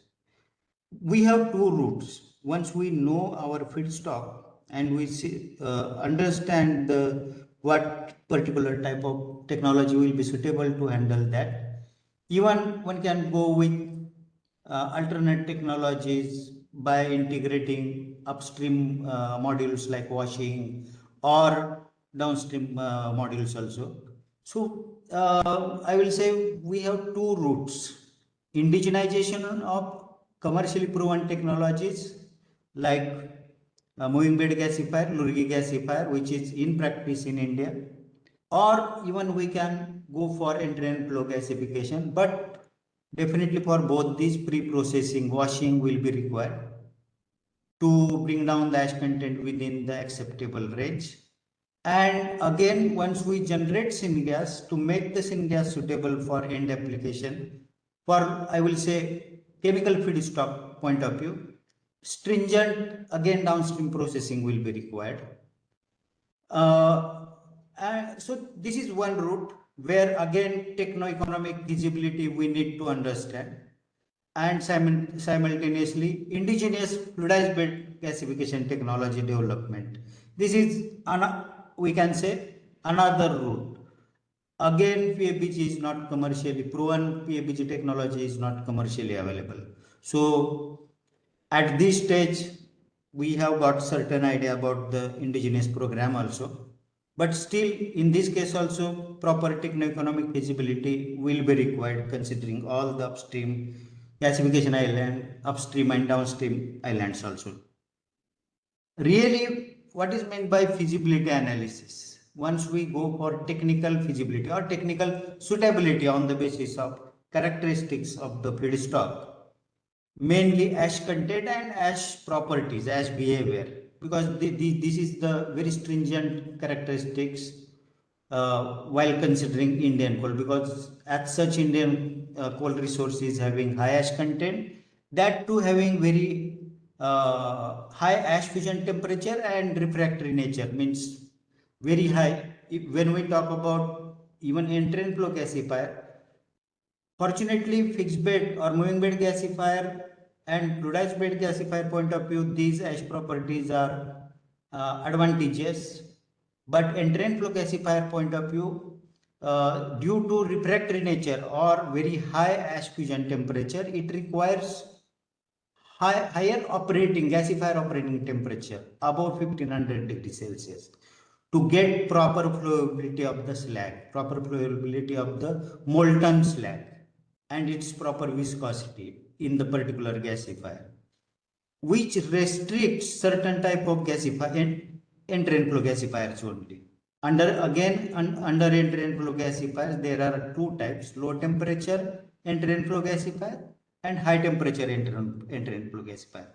But for Indian coal resource, only high temperature entrant flow gasifier like shale technology or Siemens technology can be utilized, where membrane walled gasifiers are generally in practice. However, other type of entrant flow gasifiers like ConocoPhillips, where refractory lined entrant flow gasifiers are there, generally which operates below 1500, below 1450 degrees Celsius. Those are not suitable to handle Indian coal resource. So we need to find out on the basis of characteristics, particularly which technology will be suitable, and even upstream downstream technologies also, and its economics also. Now coming to economic feasibility, when we talk about moving bed or entrant flow gasifier, tremendous capex opex will be required for washing as well as pre-processing of the feedstock to make it suitable. Then power requirement for preparation of the coal before feeding into the gasifier, for washery operation as well as generation of oxygen, which is very, we can say, energy intensive module of the gasification island, steam generation and other utilities also. Again, during making the generated syngas suitable for end applications, means hydrogen CO ratio adjustment according to the end application. Really, the syngas generated from all these three type of gasifiers are having very different hydrogen by CO ratio, and directly it cannot be used in any end application. So lot of hydrogen CO ratio adjustment will be required, which generates excess CO2, reducing the useful modified syngas. So, and simultaneously it incurs a lot of capex as well as opex also.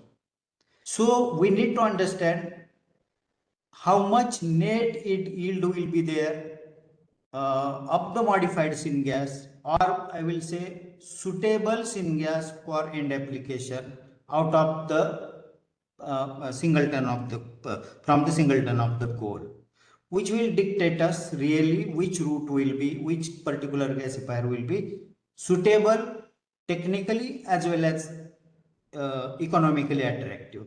So this exercise definitely will be required, including capex opex for downstream gasifier, upstream for washing and all those things. We have done certain exercises for these all three type of gasifiers. This is just I will say brief figures related to all three type of gasifiers. For when we go for say any high ash containing coal around 45%, for entrant flow gasifier we need to bring down ash content to 20%. What will be the scenario with this particular coal resource in entrant flow gasifier? Definitely washing will be required, yield will be around 60%, and net loss will vary depending upon the particular coal, but definitely it will be around 20 to 40%. Capex figures are there on the basis of current washeries. And as we were discussing, ash fusion temperature related stringent criteria to make the proper flowability of the slag. Similarly, in case of moving bed gasifier, again washing will be required for if particular coal is having higher ash content. So we need to bring down to 30%. Again, loss will be there in the form of middlings, tailings, capex opex requirement will be there. Again, certain byproducts are there. We need to deal with these things. And one of the important, I will say, limitation of the moving bed gasifier is fines handling limitations. So feedstock having particle size above 6 mm, above 8 mm will be suitable. There are certain limitations related to fines. Certain percent of fines only can be fed to the moving bed gasifier. So these figures we need to consider during calculating economic aspects, economic feasibility. As such, fluidized bed gasifier is technically suitable to handle Indian resource. It is comparatively attractive, but proven technologies are not available. So in that direction already we are working in India. Coming to the certain figures related to making the feedstock suitable for particular type of gasifier. Primary crushing for fixed bed gasifier, it will be 50 mm. Definitely it is a coarser coal. So comparatively lower energy consumption will be there for reducing the size. In case of fluidized bed gasifier, it will be around 50 kilowatt hour per ton of coal which we are gasifying, because particle size requirement is 2 to 3 millimeter. However, in case of entrant flow gasifier, this requirement is very high, around 80 kilowatt per hour, kilowatt hour per ton of coal, due to the required pulverization to make the feedstock suitable for entrant flow gasifier, including washing to bring down the ash content to acceptable range. So power consumption at the upstream side will be higher for entrant flow gasifier. Then comes the fluidized bed, and it will be comparatively lower for fixed bed. But depending upon ash content, again washability for fixed bed, washing will be required for fixed bed and entrant flow. That will again add the certain figures, capex opex related figures. And waste will be there in case of fixed bed gasifier in the form of fines, certain limitations as we were discussing. Fortunately for fluidized bed gasifier and entrant flow gasifier, these will not give any limitation. Certain reject generation related figures for different ash containing feedstock. Suppose if it is a 25% ash containing coal, then reject will be around 10%, 15% max. If it is 35% ash containing coal, it is for fixed bed gasifier. So we have certain reject as well as fines reject figures. Similarly for entrant flow gasifier also. So we need to take into consideration these figures also. And for fluidized bed gasifier, as such, no reject will be there, because complete feedstock can be fed to the fluidized bed gasifier. Another important aspect is oxygen requirement. As such, entrant flow gasifier requires comparatively higher quantity of oxygen to maintain higher temperature, above 1500, 1600 temperature. So energy required for generation of oxygen is one of the important aspect in the gasification island. For entrant flow gasifier, it will be around 700 to 720 kilowatt hour per ton of coal. Your slides are not moving. You can move your slides. Sir, it is economic feasibility analysis slide. Is it visible? Yes, it is visible. Thank you. Thank you.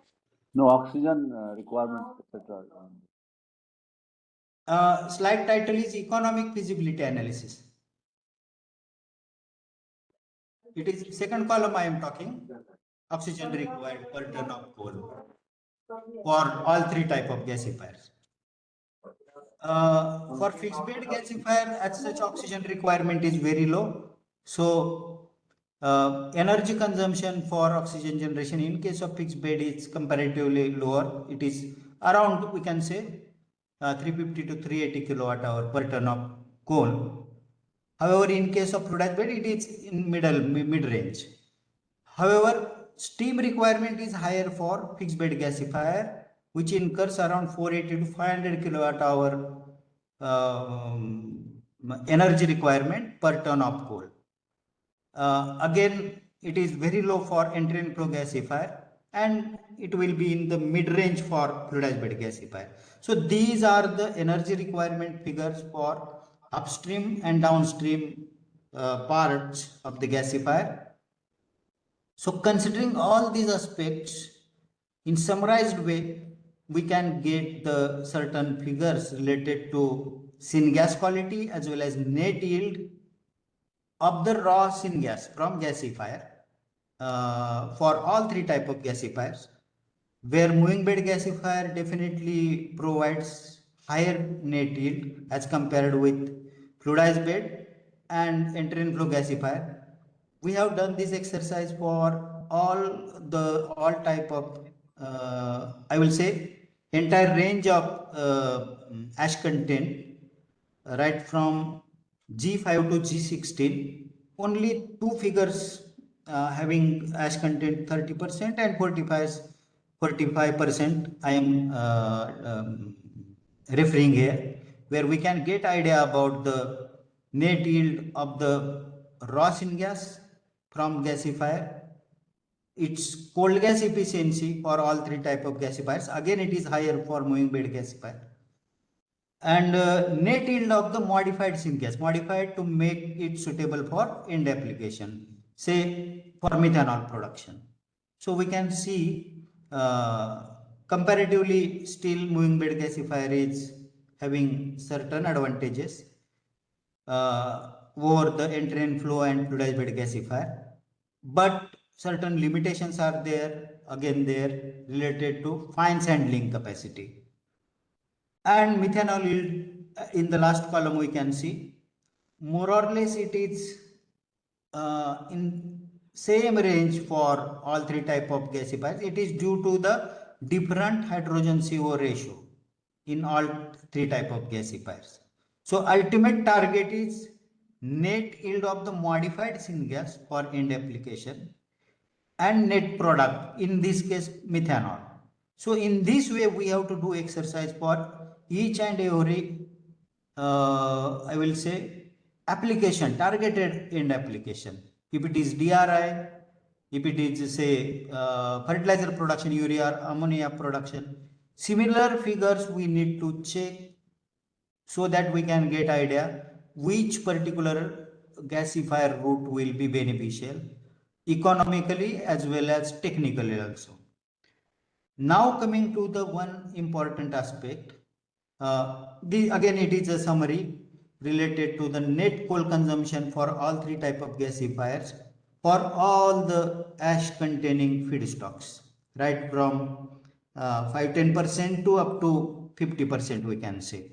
Similarly for, and here fixed bed gasifier is having comparatively lower coal consumption per nm cube of syngas, whereas entry and flow requires slightly more coal per nm cube of syngas. So cold gas efficiency definitely moving bed gasifier is having on higher side and entry and flow gasifier on lower side. One more important aspect related to gasification island is this is the distribution of energy consumption for all three type of gasifiers, what we were discussing in earlier slides. Say for fluidized bed gasifier, net coal out of the total coal feed to the gasification complex, around 54% goes to actual gasifier and remaining 46% goes to the all other utilities including oxygen generation, steam generation, other utilities, power requirement, everything, where 31%, which is a bigger portion, goes for oxygen production. In case of fixed bed gasifier, 64% goes to the actual gasifier, whereas 22% goes to the oxygen production and around 8% to the steam production, where steam requirement is on higher side, that's why.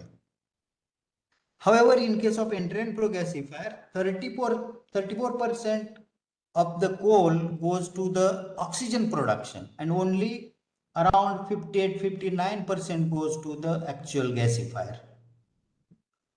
There are certain differences in energy requirement for oxygen production for each type of gasifier. Still, for all three type of gasifiers, around 45% coal energy is utilized to provide the energy for oxygen production, which is the area of concern, which bring down the attractiveness of gasification as such gasification process. So we need to think about how to improve efficiency in the sense net gain per ton of the coal in the form of syngas only.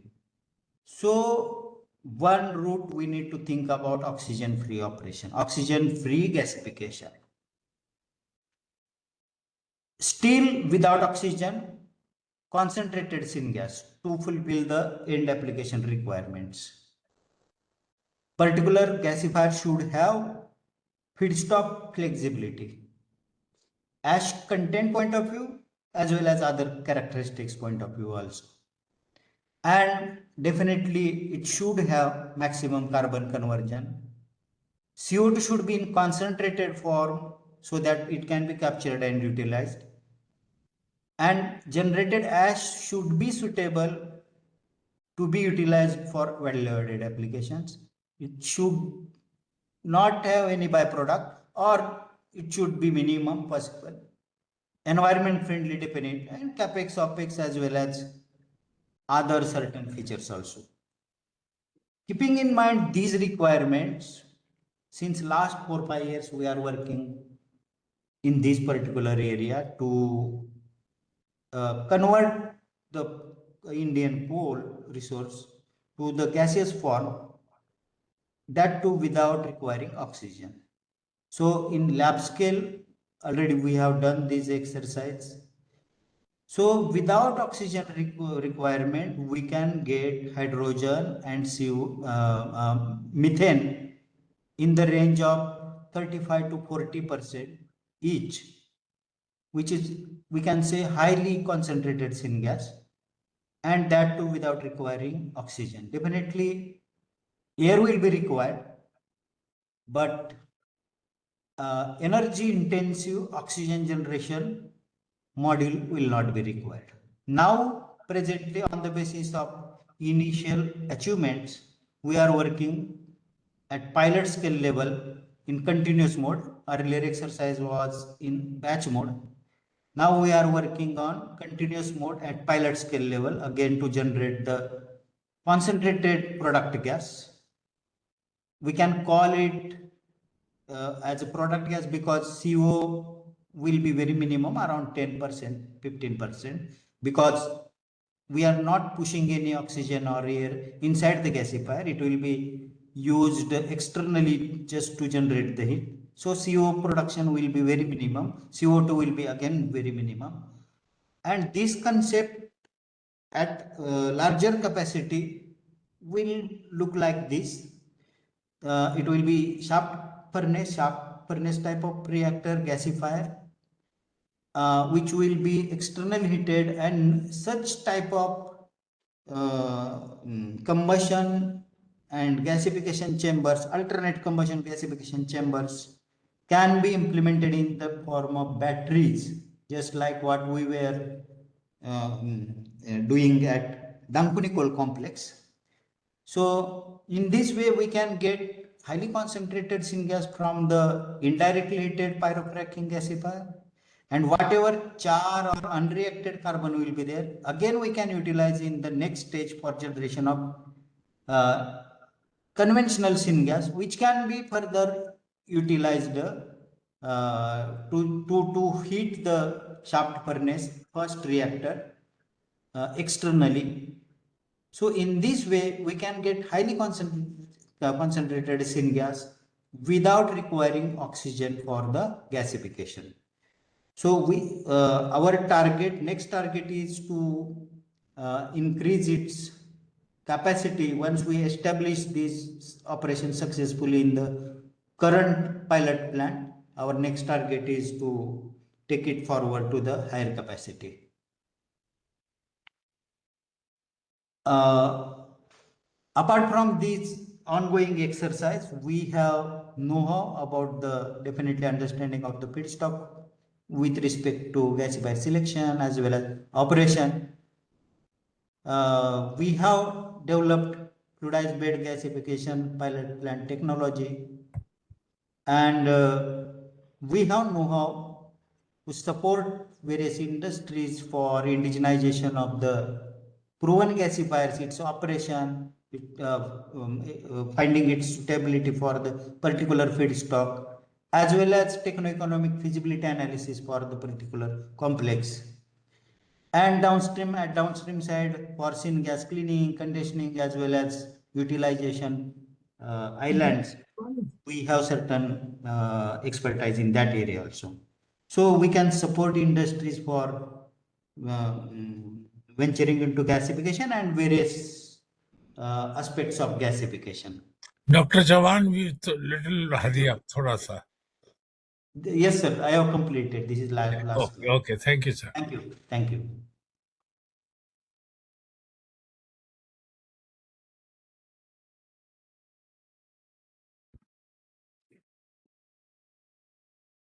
So, Dr. Chauhan, Yes, sir. I mean, your presentation is good from the technology point of view. It's really good to understand.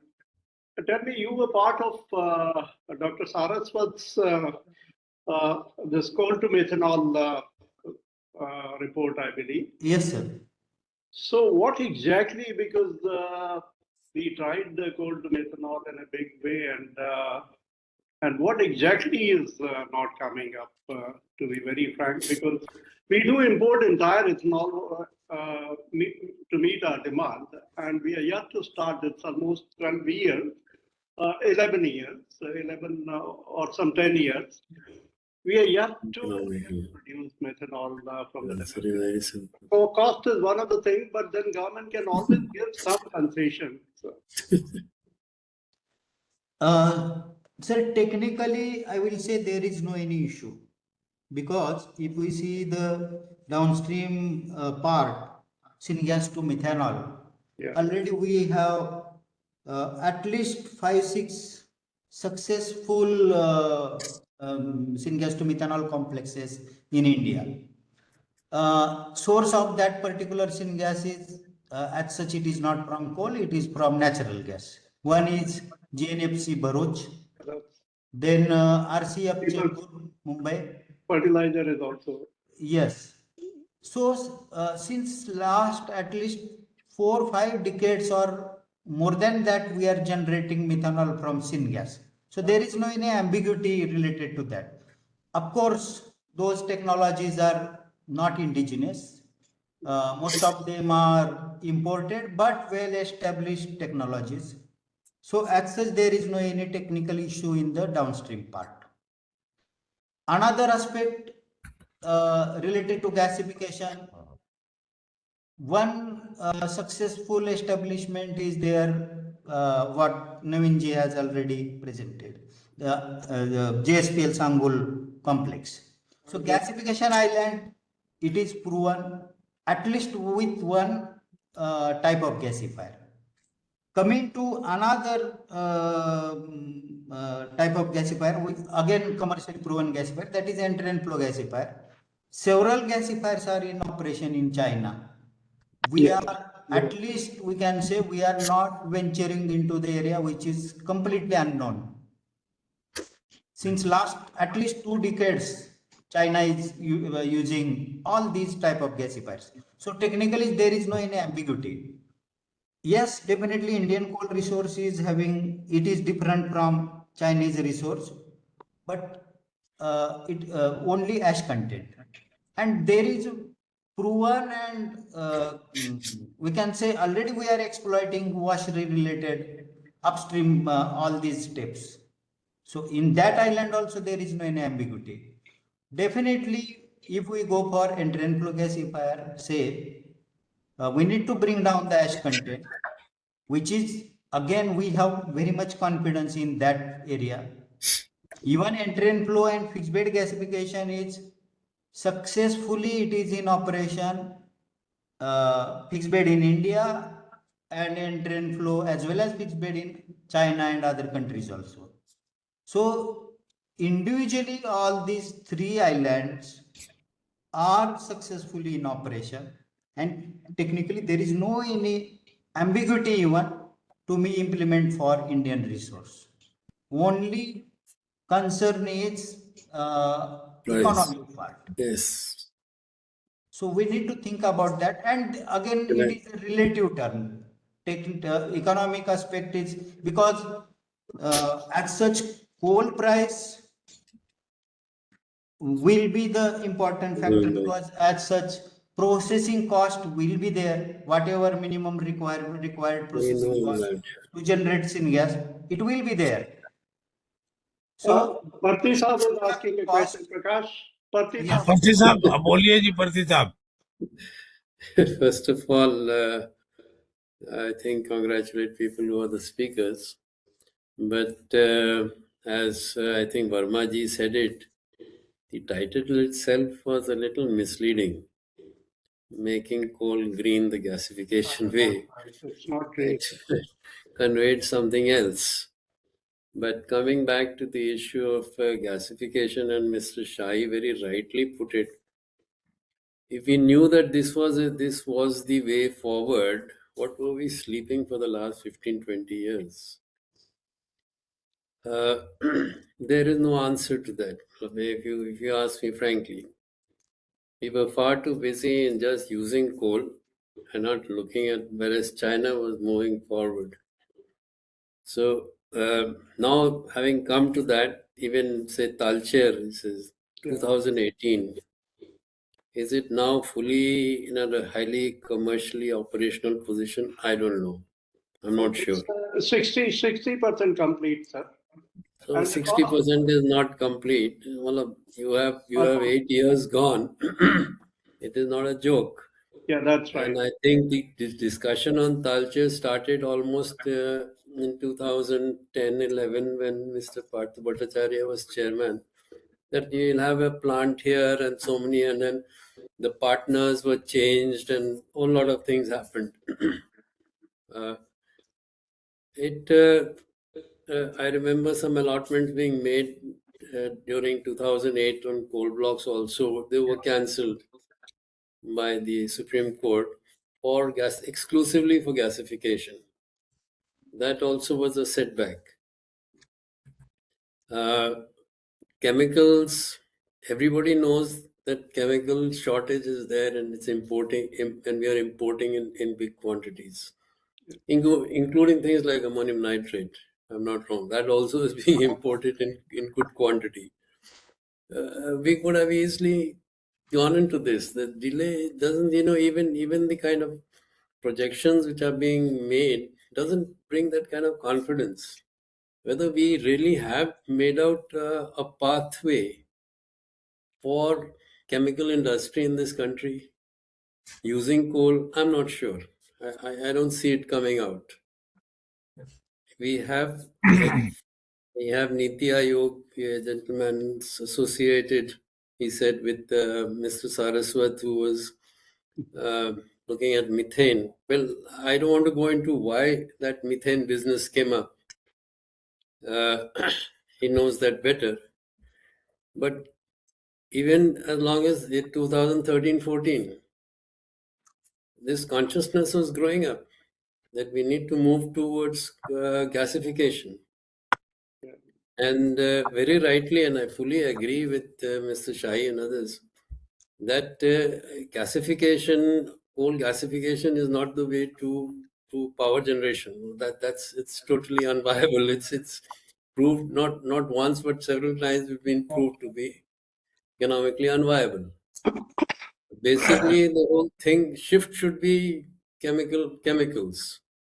And I think we've delayed it so much. I don't know. I don't see a clear path, frankly. If anybody of us can tell what is the clear path that the government should take up to use coal as a source for chemical industry, as a feedstock, I rightly said as feedstock. If anybody can throw some light on that. Sir, also adding to your question, uh, these are whatever has been discussed today is lying in R&D projects in the laboratories, and we have to see that it is commercially and economically viable. So my question is that whether You the see, you research have which the you are, case of, I can't understand, you have a case right in front of you of Jindals, yes, which are saying that we have developed, it's a foreign technology, all right, but they are now being even authorized to license that technology. If that be the case, I can't understand why we are sitting still. And then, as I think the last speaker, the gentleman very clearly said about suitability of feedstock. I think a big yeah, argument on that, a big presentation on the suitability of feedstock. I think trying to make the feedstock suitable instead of trying to use dirty coal and experimenting out in laboratories to say how gasification can be done with that. Well, it doesn't sound that we are moving anywhere in the right direction. absolutely, sir. You know that the several 100 tons of coal moved to US by NTPC in late 90s to prove that the gasification can be done, but we did not succeed. We wanted to do this in connection with the IGCC. This was not done. Well, And America itself similarly, gave up IGCC after some time, despite their yeah, own efforts. that's right. They put up a whole committee, etc., to do IGCC and took contributions from various companies, including Coal India. They're Yeah, seeking huge in contributions. Germany they were doing it, sir. The one or two plants which had very low 5% ash content coal. They were doing it. So it means it is not practically feasible in our context. If you Not at need all, to not at all. if you need to do the feedstock first washing and then going further, so it doesn't appear to be very successful. IGCC never became economically viable. It had about 15% of auxiliary consumption, and then whole lot of sites, and also the capital costs have been very high. There were only 4 to 5 plants which were built globally, and after that, IGCC have never saw the day. It's about 20, 25 years we haven't seen any IGCC plant.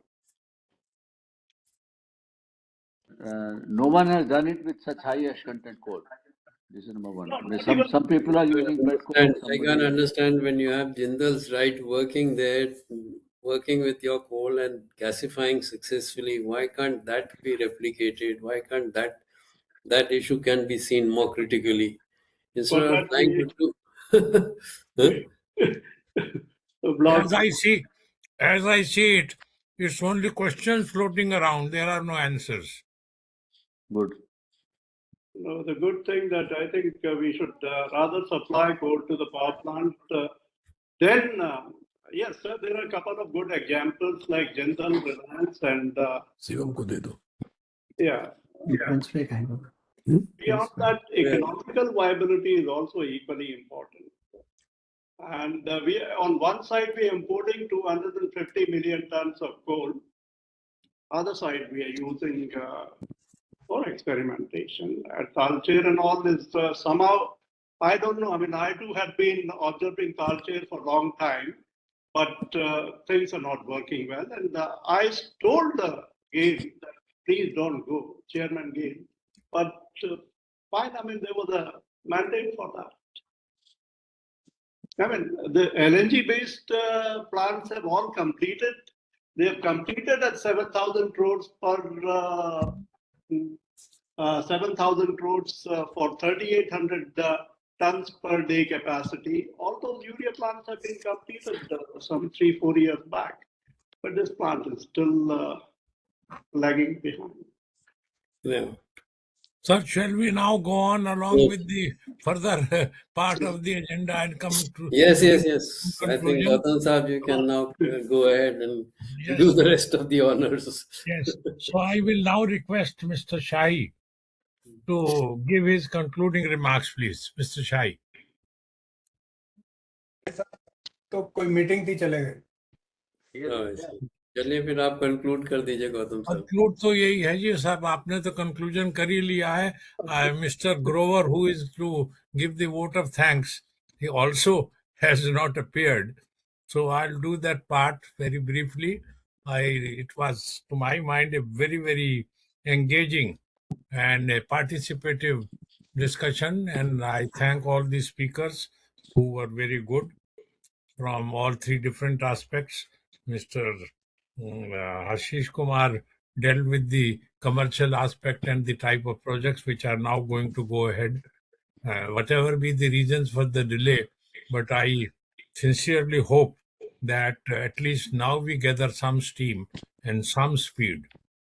At least whatever is done cannot be undone now, but future. It looks a little encouraging. Well, let us see when government is trying to do, and now they are saying that since no investment is coming, whether it is right or wrong, I do not know. But the government is coming out with about 35,000 crores of some sort of a grant and funding.